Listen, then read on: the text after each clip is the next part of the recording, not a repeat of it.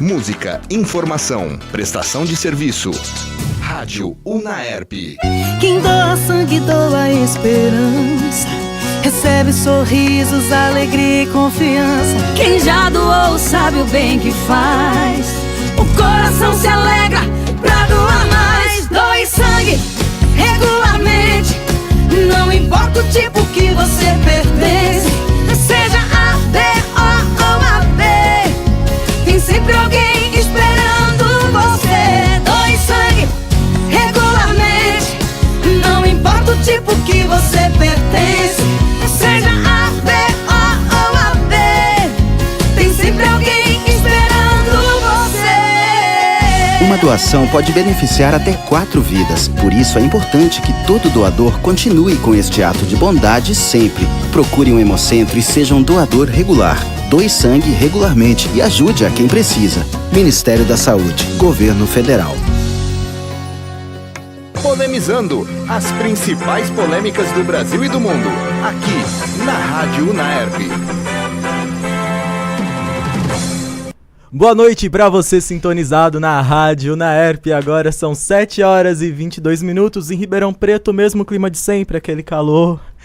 E nosso programa graus. Hoje com auditório inédito na Rádio Unaerp. Por enquanto. Oi? Você vai me apresentar? Você pode ficar à vontade para se apresentar. Boa noite, meu Deus, primeiramente.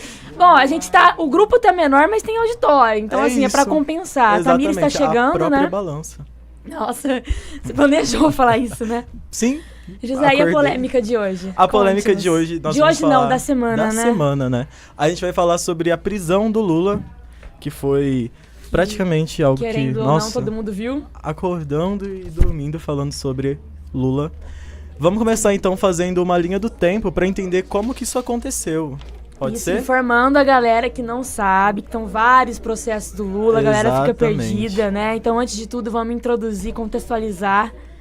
Manda aí, José. Vamos falar do processo que deu origem a essa prisão do Lula, que foi o caso do Triplex. Isso. Tudo começou em 2005, quando Marisa Letícia comprou uma cota da Cooperativa Habitacional dos Bancários de São Paulo, a Bancop, para adquirir um apartamento no edifício Navia, no residencial Mar do Caribe. A unidade era do número 141, de 82,5 metros quadrados, e foi adquirida no valor de R$195 mil.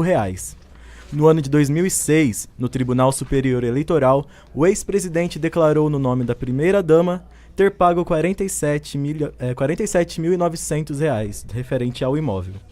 Em 2009, por dificuldades financeiras, a Bancop transferiu o empreendimento imobiliário para o grupo OAS.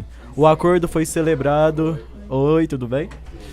O acordo foi celebrado no dia 8 de outubro e, dessa forma, a empreiteira estipulou um prazo para que os cooperados vendessem a cota ou adquirissem o imóvel. Marisa Letícia teria perdido a data limite estipulada pela empresa e logo perdeu o direito do imóvel 141. Em 2013, o empreendimento ficou pronto no dia 31 de 8 de 2013. Já em 2014, segundo o Ministério Público Federal, a OAS determinou que então o presidente do grupo, o acusado José Aldemário Pinheiro Filho, conhecido como Léo Pinheiro, realizasse reformas no apartamento 164, cujos custos superaram R$1 milhão. Em novembro, Léo Pinheiro foi preso por uma medida cautelar. Em 2015, Marisa Letícia entrou com uma ação contra a Bancop e contra a OAS Empreendimentos, solicitando a devolução dos valores pagos na compra do imóvel. Segundo a MPF, Marisa e Lula pagaram 50 de 70 prestações, sendo a última delas paga em setembro de 2009.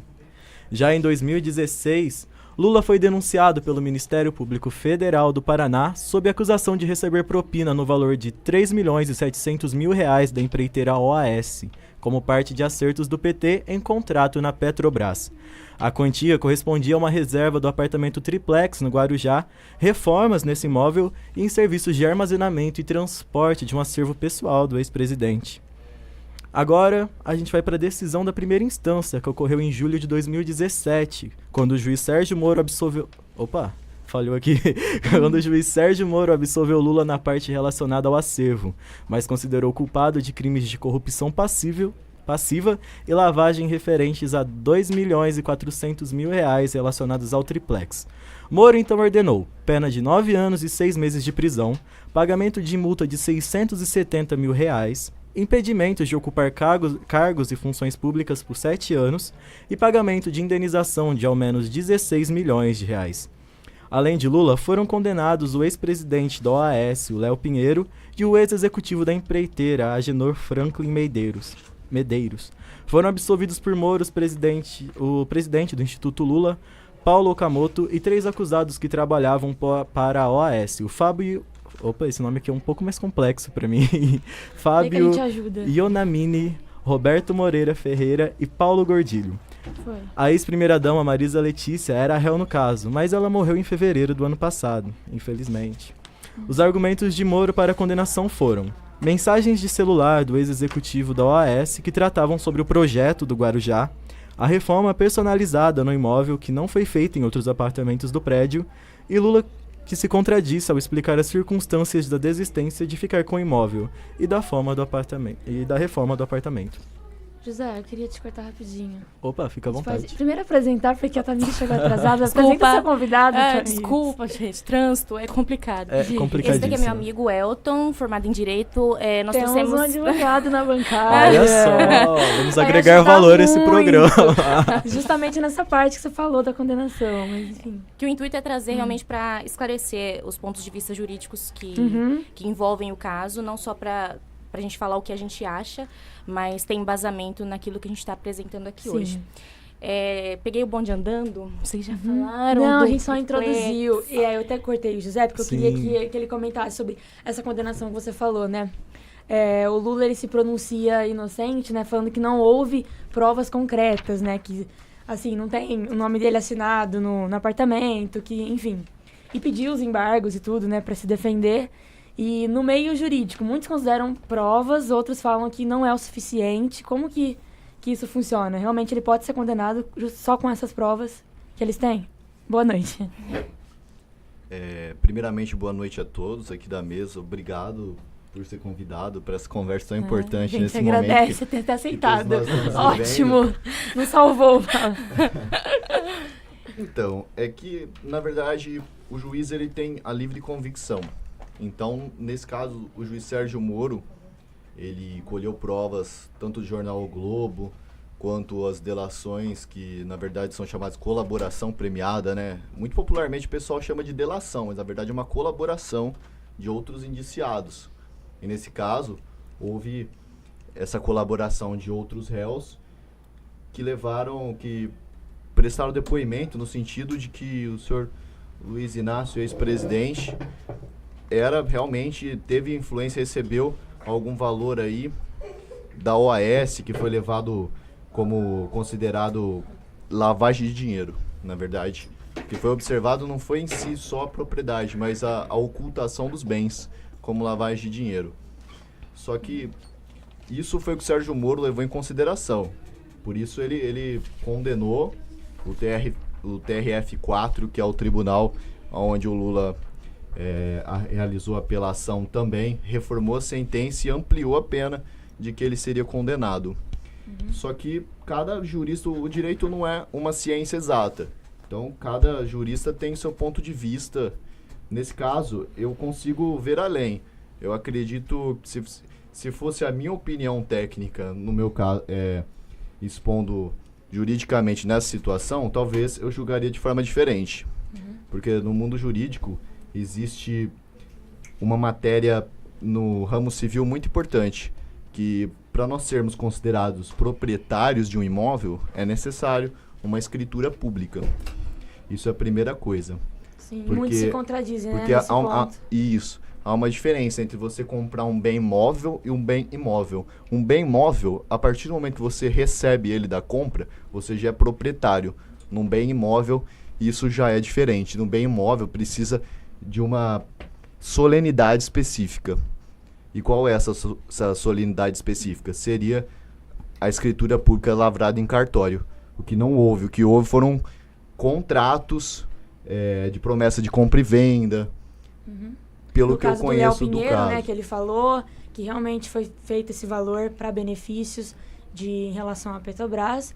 Então, assim, foi meio que a fala dele com imagens do Lula visitando o apartamento, né? Se eu não estou enganado, foi essas provas que eles utilizaram. O próprio advogado do Lula, o Cristiano Zanin, ele sustentou que o julgamento, no caso do triplex, não houve provas periciais e que acarreta, segundo ele, a nulidade do processo, que é o que o Elton acabou de dizer. O que foi apresentado são os supostos encontros do Lula com a falecida Marisa, com essa promessa de imóveis de um para o outro. A gente não está dizendo, não ocorreu, enfim. O que a gente está querendo esclarecer é como que a justiça chegou ao ponto de falar assim, não, eu vou decretar ele culpado, vou aumentar a pena. Houve muitas discussões, né? Porque vários pontos que se contradizem, como ele falou. Alguns acreditam que sim, outros acreditam que não são essas as provas suficientes, talvez. Aquele vídeo, eu postei um vídeo no Facebook agora eu não me recordo o nome, de um jornalista falando que... da Band News, né? Isso. Que todo o processo do Lula foi julgado em tempo recorde, desde primeira instância até em segunda instância, o que é extremamente curioso, levando em consideração a agilidade da justiça brasileira, porque em um caso específico isso acontece. Ontem à noite eu também vi uma notícia, claro que está relacionado, sobre saiu o processo do FHC, que ele também estava com um processo aberto nessa questão de corrupção, e eles simplesmente deixaram o processo de lado. Então, eu acho que se é para fazer justiça, eles precisam ver os dois lados. É que nem o próprio jornalista falou assim, é uma justiça que se diz correta, mas também está cercada de bandidos. Hoje eu vi no G1 também uma notícia que eles estavam pretendendo voltar com um processo contra o Aécio e o irmão, e a esposa, voltar de novo, e o Aécio falando que não tem nada disso, nunca roubei nada. Se declarando inocente, como sempre. Bom, e depois da decisão em primeira instância, o Lula então recorreu. Ele estava respondendo em liberdade em agosto do ano passado. E as partes recorreram e o caso foi enviado para o TRF4, com sede em Porto Alegre, que funciona como a segunda instância da Justiça Federal no Paraná. O Ministério Público Federal recorreu pedindo o aumento da pena do ex-presidente. Então houve uma divergência. O grupo de procuradores do Paraná queria também que a corte reconsiderasse hoje tá difícil. Hoje tá muito cansado, difícil. Termos jurídicos, Tem deixa prova pra ele. daqui a pouco. Que reconsiderasse a absolvição relativa ao acervo presidencial e pleitou a condenação dos 4 réus absolvidos mas os procuradores que atuam em Porto Alegre não levaram adiante esses pedidos. A defesa de Lula também recorreu pedindo a absolvição. Argumenta que não há provas de que o dinheiro da corrupção na Petrobras tenha sido usado no triplex e que a Vara Federal do Paraná não tem competência para julgar o caso. Citou outros pontos, mas o cercamento da defesa e a suspeição dos... Citou outros pontos como Gente, hoje tá complicadíssimo. Cerceamento de defesa. Muito obrigado. Então, temos um advogado aqui. Muito obrigado. Então, gente, é porque, assim, estamos analisando o mérito. Vocês me perguntaram do mérito da causa, que é uma coisa muito difícil de ser concluída. Leva tempo. Por todos nós, por quem é do ramo do direito, por quem não é, que conversa muito na rua, porque é um assunto que chega ao convívio público, né? Sim, mas com certeza. O importante temos que respeitar a decisão judicial. Ela é a decisão que o juiz Sérgio Moro tomou com a livre convicção. Ele considerou que foram provas suficientes para enquadrá-lo na corrupção e na lavagem de dinheiro, porque ele levou mais em consideração não o fato tão somente do Lula ter tido a propriedade ou não. Esse é um outro ponto. Eu acredito que não foi levado tão em conta assim. Mas, principalmente, pelo fato de ter ocultado os bens. Ele considerou que tinham provas suficientes para a ocultação de bens. Justamente por ele não ter assinado, não ter justificado, né? Então ele estava ocultando. Essa foi a posição do judiciário. Portanto, condenado. A defesa recorreu, foi para o TRF e a pena foi ampliada.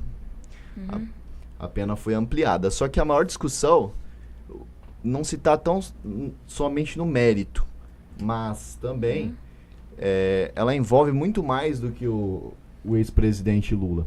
Ela envolve todos nós, ela envolve todo cidadão brasileiro, porque como foi ingressado com habeas corpus no Supremo Tribunal Federal,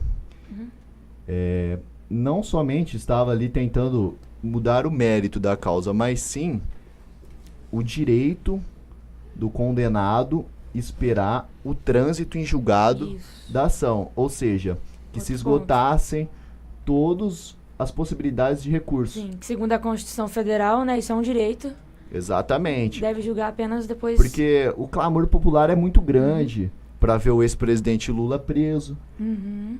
Hoje, muito mais, por tantos escândalos de Temos corrupção que o muitos nosso país extremismos, né? Muitos defendem, enfrentou. muitos são contra. Exatamente.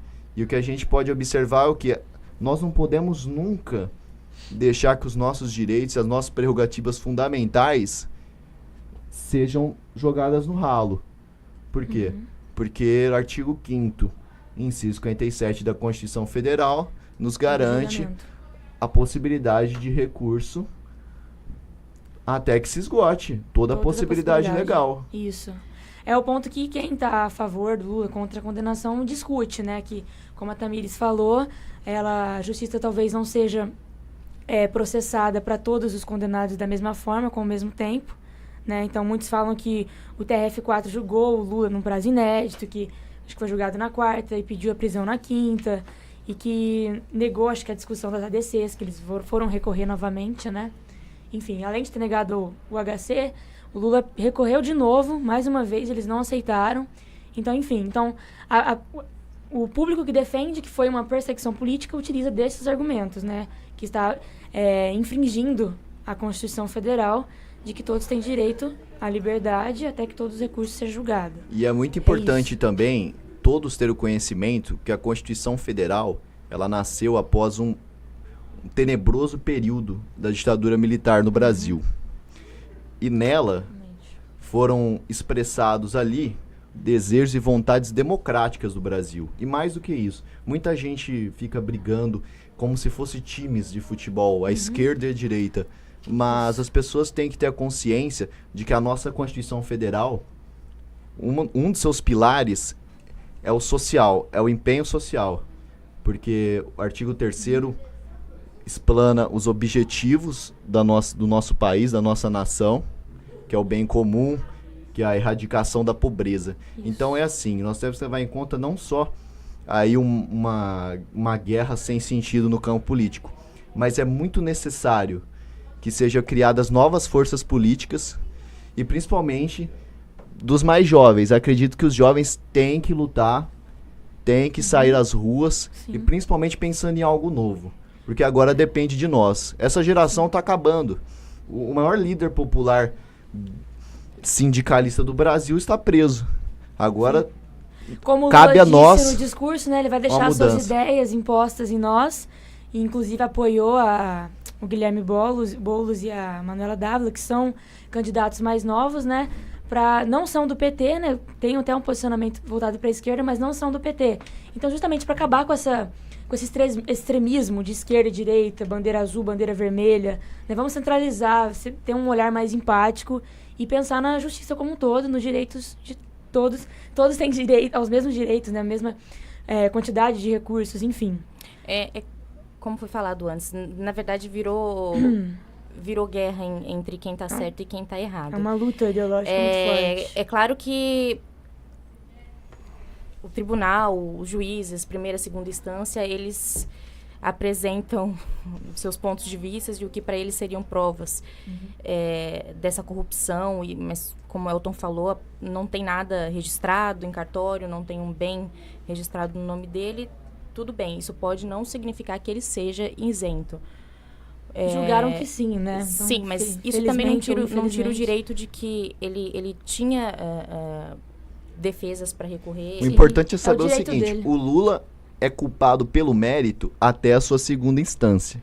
Os recursos não foram esgotados ainda. E mais do que isso, só que o maior problema não é isso. O problema é que nós necessitamos dos nossos direitos como cidadão. Nós não podemos deixar a Constituição Federal ser ofendida como está sendo ofendida. Sim. Em muitas esferas desse país. Estão passando em cima da Constituição, né? Com toda certeza. Porque a vontade do Constituinte era de uma democracia plena. Era de garantir os nossos direitos fundamentais. E essa deveria ser a nossa pauta da luta jovem hoje. Sim. Que se fosse para prendê-lo, que prendesse da maneira correta, que fosse esgotado todas as possibilidades. Não, acho que eles endeusaram o Sérgio Moro e colocaram nele uma triste uma figura de que ele vai resolver tudo, ele tá prendendo como se a todo mundo, prisão mas do Lula fosse acabar tá tudo muito lúdico. Eu acordei no domingo com o mundo tava um paraíso. Eu saí, perfeito, apareceu uma onça não na existe rua. mais nada.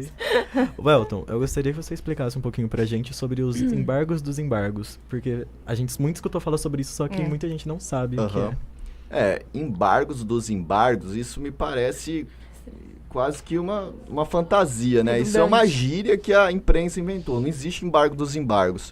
O que existe é embargo de declaração, que seria um recurso do acusado no sentido de poder esclarecer melhor a sentença, no sentido de se ela tem alguma contradição, se ela deixou de julgar algum ponto importante do processo. Extremamente necessário, né?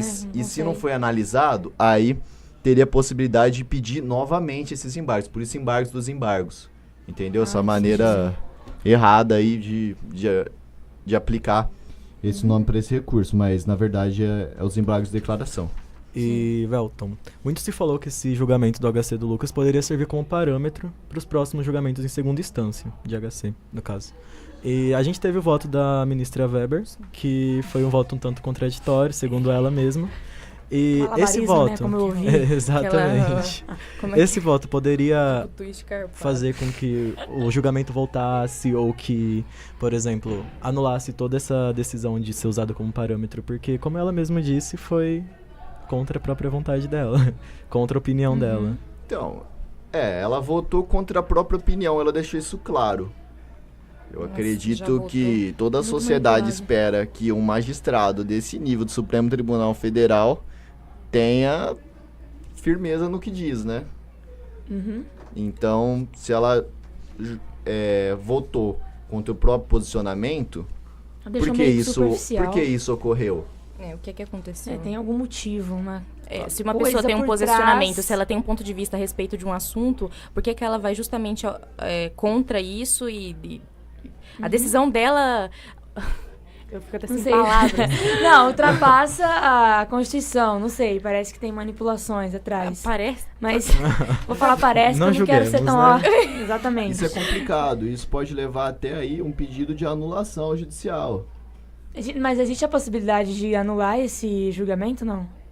Porque, já votou 6-5 e tal. Por exemplo, o voto dela não valer. Existe, até porque vão ser julgadas outras ações aí, né, que questionam a prisão em segunda instância. E também por este lado aí. Nossa, tem muita coisa, então. Houve uma contradição. Ela apontou um posicionamento e votou diferente. Há uma grande contradição de um voto que mudou toda a realidade aí dessa votação do HC. Então, acredito que caso a defesa tenha visto pontos aí que dê para levantar numa eventual outra forma de recurso, acredito que também é um caminho. Mas fica aí a tristeza de alguns brasileiros que têm a consciência de ver uma ministra votando contra o próprio entendimento, porque há um clamor de alguma corrente popular e que isso deveria ser levado em consideração. Só que, na verdade, o STF ele tem um papel fundamental, que é o de ser guardião da Constituição Federal. Então, o espírito da Constituição Federal e as nossas leis mais importantes estão na Constituição Federal. Então, nós não podemos, mesmo que o caso seja muito complicado, que haja um grande clamor popular, que é até compreensível o clamor popular do Brasil no momento, porque nós não temos mais líderes no Brasil políticos. Nós temos aí uma gama enorme de corruptos. Exatamente. Então, a população não confia, né? Exatamente. Não tem ninguém dando a voz, assim. Só que a nossa Constituição Federal ela tem que ser garantida. Nós não podemos quebrar as nossas maiores leis em nome de um clamor popular, porque isso leva até a crer que chega a ser uma aberração jurídica, entende? É esquecer a validade das nossas leis e para que elas existem. Eu me sinto voltando na Idade Média, onde o clamor popular decidia se a bruxa ia ser queimada na praça, se ia ser enforcada. Tá voltando a censura, né? Exatamente. Isso acaba ultrapassando a Constituição, os direitos, né? Uma publicação, uma notícia que eu vi no G1 que eu fiquei, assim, passada. Vocês devem ter visto também, do dono do... Como fala? do lugar de mulheres do prostíbulo. Prostíbulo é uma palavra ok. Acho que prostíbulo é ok. Eles disseram, onde vai esse país? Os socialistas foram à missa e os direitistas foram fazer festa na porta do puteiro. E eles colocaram o dono agora me fugiu o nome dele. Colocou a foto da ministra Carmen Lúcia e a foto do Sérgio Moro em frente ao prostíbulo, ao puteiro, ao que quer que seja. E cheio de homens, cheio de prostitutas, e ele falando assim, ele comemorando a prisão do Lula. E falando que como o Lula tinha sido preso, ele ia pagar a cerveja durante aquele dia, mas que se matassem o Lula na cadeia, ele pagava a cerveja durante um mês. E no meio disso tudo tava aquele monte de homem gritando, não sei o que, putaria lá. Aquele clima que você olha e fala assim, gente, tá acontecendo um momento político sério. Vocês não têm noção do que vocês estão falando. Isso não é brincadeira. Romantismo, tratam no humor, assim, né? Principalmente condenando o Lula, satirizando essa questão de... E o que é engraçado é que o cara é um cafetão. Ele já foi preso e indiciado várias vezes por corrupção, por tráfico de mulheres. E ele tá... No Moro, você tá falando? Não, o cara do Não dono... Que susto! Não é o Moro. Não é possível, ela tá falando assim, direto. Faz esse tipo de pronunciamento, esse tipo de... atiçando as pessoas a pensarem dessa maneira. E o triste é que muita gente pensa igual e acaba agindo da mesma maneira. Eu vi um tweet no Twitter, óbvio, que falava, por exemplo, o Brasil tá mais perdido que um prostíbulo, mas e responderam, por exemplo, não, o prostíbulo tem regras sérias que são cumpridas e onde são fechados contratos e, tipo... A gente ri pra não chorar, infelizmente, realmente a gente não pode perder as regras do jogo, né? Porque se a gente destruir as regras do jogo, do que será o jogo? Exatamente. Infelizmente tá tudo indo meio... descarrilhado. Mas... essa necessidade, né, de ter a visão empática mesmo, que virou uma luta muito, muito extremista, como a gente vem falando. Vocês viram, né? Acho que você curtiu o vídeo da reportagem do SBT Brasil, que o Mercosul está condenando essa prisão do Lula por falta de provas e questionando a parceria Mercosul com o Brasil. Nossa, eu não vi. O que é triste também, o Lula, alguns meses atrás, ele tinha dado uma entrevista, agora eu não lembro se era o presidente da onde, que agora eu não me recordo. E é triste ver que até o pessoal de fora, dos outros países, parceiros econômicos, eles conseguem ver e entendem que o que está acontecendo no Brasil realmente não é uma coisa certa. E é triste ver que parte da população... Infelizmente, a direita hoje não é uma direita consciente, é uma direita que está disposta apenas a defender seu ponto de vista sem entender o que é lei, o que é a Constituição. Apontar pro outro, né? E apontar pro outro, que é o mais importante, né? Porque a gente vê direita, a gente considera o PSDB a direita brasileira, só que o PSDB, muitos de seus... Por isso foram exilados da ditadura militar e voltaram. Quer dizer, eu acho que isso é uma falta de inteligência. A gente precisa ter inteligência no Brasil daqui pra frente... para decidir qual país nós vamos querer e vamos empenhar para que ele aconteça, né? E nós, cidadãos, ler, né? Porque muita gente nem sabe de tudo que aconteceu na história da política, em todo esse contexto. Todos os partidos, não adianta falar que a corrupção tá no PSDB, tá no PT, tá em todos, sabe? A investigação tá em todos e que seja feita de forma justa para todos os lados. Você vê no próprio Congresso a quantidade de deputados que tá mudando de bancada, que tá mudando de partido, para formar uma panelinha, vamos dizer assim, é muito grande. E criando novos partidos, e são táticas, sei lá, políticas desleais. Tipo, tá jogando na cara do povo, eu vou enganar vocês e... infelizmente o pessoal não acorda, não procura saber o que é real e o que não é, e acredita na primeira fake news que vê. Ninguém se lembra mais que a Câmara impediu de ser aberta uma investigação contra o então presidente Michel Temer. Exatamente. É algo a ser lembrado. Sumiu. Arquivou esqueceu, né? Assim como a minha amiga Tamires aqui lembrou, existem muitos partidos de aluguel no Brasil, de gente que está vendendo tempo em programa eleitoral para ganhar dinheiro, vendendo a voz de deputados na Câmara. A nossa Câmara, ela praticamente não consegue representar o povo brasileiro. Não. A quantidade de mulheres, de negros que tem na Câmara é muito baixa. E aí você vê que o retrato da Câmara não é o retrato do povo brasileiro.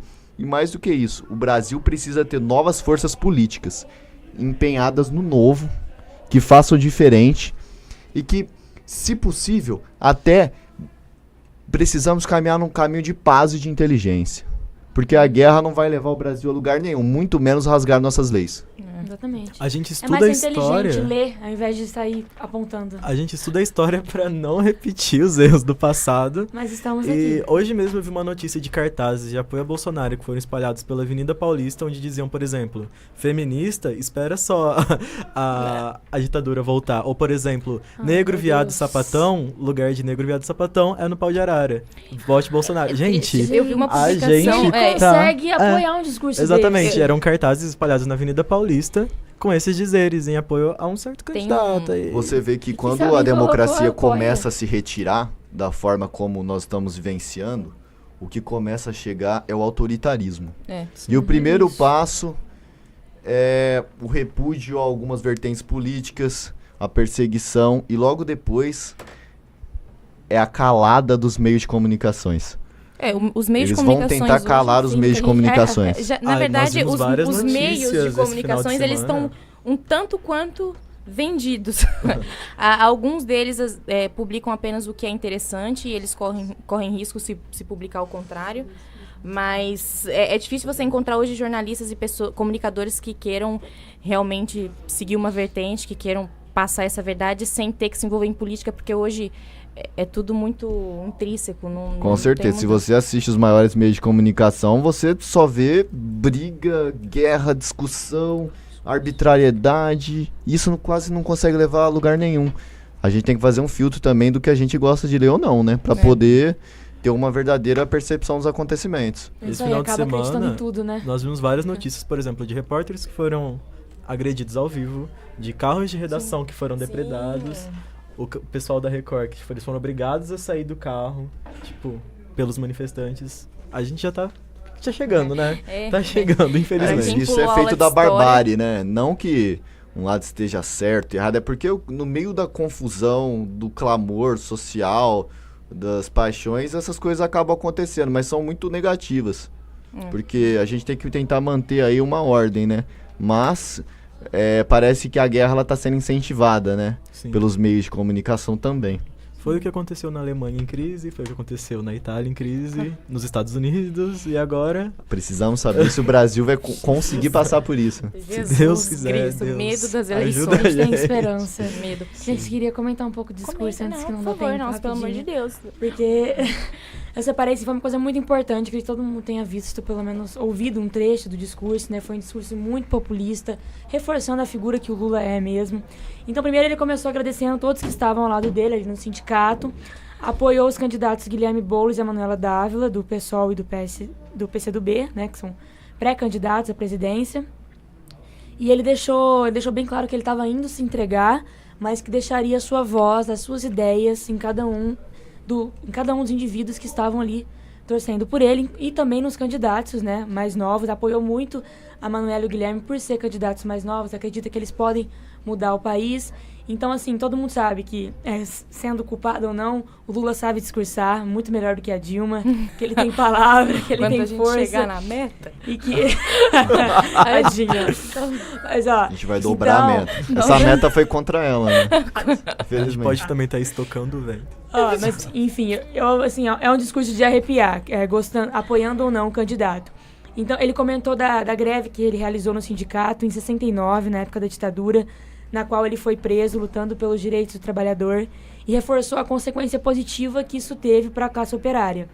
Então, ele afirmou que ele tem orgulho de ser o único presidente do Brasil que não tem um diploma universitário, mas que mais proporcionou ingressão em universidades para jovens através de todo o assistencialismo que a gente tem com as bolsas e tudo mais. Então, esse discurso de apoio à população, de querer inserir o jovem no mercado de trabalho, de proporcionar um emprego para quem precisa, de tirar o jovem da classe C e D, enfim, de realmente agradando a população, coisa que ele sabe fazer, e defendendo. Não percebi, não sei o que vocês acharam, ele estava muito tranquilo, falou que ia se entregar, mas que estava deixando todo o seu coração ali, foi a parte fofa do discurso. E aí a gente Eu não vou pensa, chorar. e a partir de agora? É a parte, Quem vai aparecer? Assim. Quem vai seguir Me dá algum medo, pensamento porque- político capaz de mudar a nossa realidade. Ele deixou meio que nas nossas mãos. Infelizmente não da tem gente no Brasil. ler. Porque, gente, a gente fala de Lula desde Isso não é 1979. O Lula perdeu várias eleições. Pro Collor, E- aquela safadeza e um- da Globo. Safadeza. E um ponto Ai, também a me ser fala destacado, que o Lula ganhou em 2002, quando ele já não tinha mais aquele discurso tão agressivo. Ele já era uma pessoa mais pacífica, entendeu? Ele já tinha aliança de empresários. Se vocês puderem pesquisar na internet a campanha de 2002, ele já era um Lula diferente. E isso ele aplicou como presidente. O legado importante foi ter ajudado muito pessoas que vivem em estado de miséria. Por exemplo, no Nordeste. A gente não pode esquecer, o nosso país é Sim. muito grande. Eu acho que um político tem que ter essa sensatez de olhar para o Brasil inteiro. Porque o Brasil não é só São Paulo, Paraná, Rio Grande do Sul. Brasil A gente olha mais são pra cima, a 28 situação estados. é pior, né? Exatamente. Em comparação da questão da agressividade do Lula, a gente só em levar em consideração a campanha que tinha sido feita de 79 e 80, da disputa dele contra o Collor e como que foi aquela sujeirada toda da Globo a favor do Collor e depois o impeachment do Collor. Então, são situações engraçadas, né? Como ele entrou, E pelo o que ele Collor não passou. foi condenado pela justiça. Não. Muito E, menos inclusive, preso. se elegeu e foi, né? Aí o ponto, né? É bom. isso. Esses aí que Mas, a gente ó, vai falar até amanhã. rapidinho. Tá Não, acabando. rapidinho, vou passar as partes mais importantes. Tá O bom. Lula criticou a mídia também, ele fez um discurso muito forte. Abre aspas, disse: eu tenho mais de 30 horas de Jornal Nacional me torturando, tenho mais de 70 capas de revistas me atacando, mais de milhares de bancas de jornais e matérias me atacando, a Record, a Bandeirantes e várias outras emissoras do interior. E concluiu dizendo que o que eles não se dão conta é que quanto mais me atacam, mais cresce a minha relação com o povo brasileiro. E nesse momento foi aplaudido por toda a população que cantavam olê, olê, olá, lulá, lulá. Né? Lindíssimo, Ele falou cantava, A gente ó, tentou não expressar, não, mas deu certo. Não, aqui não vou cantar, gente. Falei que eu não vou nem chorar. Então o Gil Não censura vou, a gente. O Gil Então, vai ser teve censurado. uma crítica muito forte à mídia e ao judiciário, que ele diz, provando a inocência dele, né? Falando que o Moro foi manipulado pela Globo, falando que... Ele afirmou: Moro, você não tem provas pra me condenar, mas você vai me condenar porque a Globo mandou você me condenar. E, segundo ele, Pesado. foi o que ele falou pro juiz. Então, assim, foi muito de cabeça erguida, dizendo que não tinha medo. Reforçou várias vezes que não tinha medo de nenhum juiz, de nada, que ele estava sendo inocente e que ele voltaria para provar que quem estava errado era os juízes que o atacaram nessa perseguição política. Então, assim, havendo É que o perseguição Lula estava ou não, acostumado a brigar com políticos, né? Aí nessa situação E que agora ele se entrou viu outro condenado, lado, né? exatamente, ele continuou lutando da mesma forma. Eu acredito que faltou um pouco de senso pro ex-presidente Lula. Não que ele não tenha tido acertos, ele também teve acertos, teve muitos erros também, mas faltou um pouco de senso aí nessa última caminhada. O PT podia ter se renovado e não se renovou.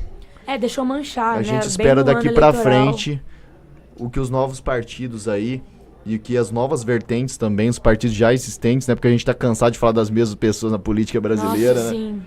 Então, A gente quer ver gente figuras espera. novas que a gente possa confiar, né? E deixar essa luta de classe, esse extremismo de fora.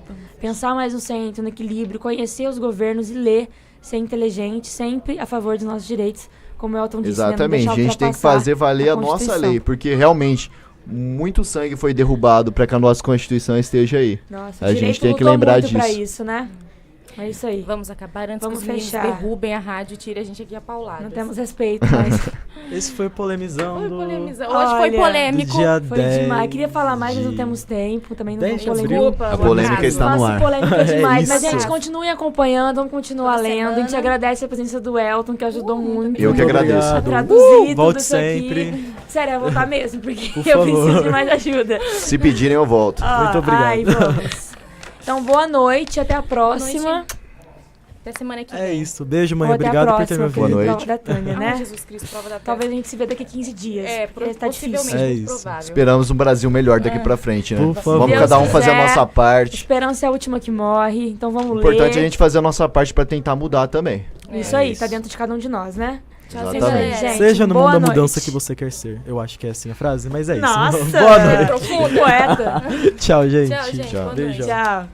Polemizando as principais polêmicas do Brasil e do mundo, aqui na Rádio Unaerp.